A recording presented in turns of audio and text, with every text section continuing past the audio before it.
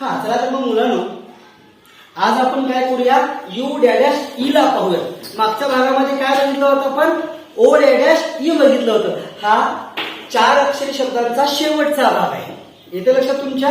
तर 3 भागामध्ये जे सेम नियम होते तोच सेम नियम या शेवटच्या भागातल्या यू डॅश ई ला, ज्या शब्दांचा शेवट ई ने होतो आणि जे शब्द 4 अक्षरे असतात अशा शब्दांना कसं वाचायचं, त्यासाठी सगळ्यात महत्वाचे 2 नियम आपण तयार केलेले आहेत. तर त्या नियमाला अनुसरून जेव्हा असे 4 अक्षरी शब्द येतात त्यावेळेस त्या नियमाला धरूनच वाचायचं. तर मग बघूयात आपण यू डॅश ई वरील शब्द बघायचा आता. चला मग बघा, आता इकडे सगळे एक शब्द लिहितो मी.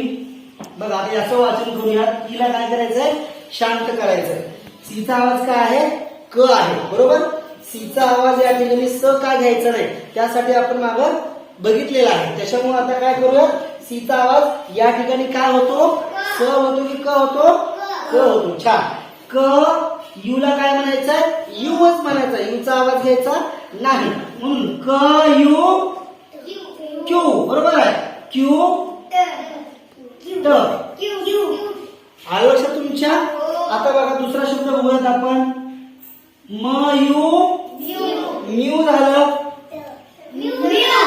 ईला शांत केला, म्यूट आला, बरोबर आहे. अजून काय शब्द दुसरे आहेत का बघा.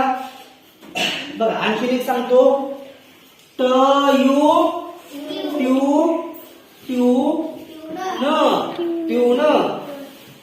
आलं येते लक्षात तुमच्या.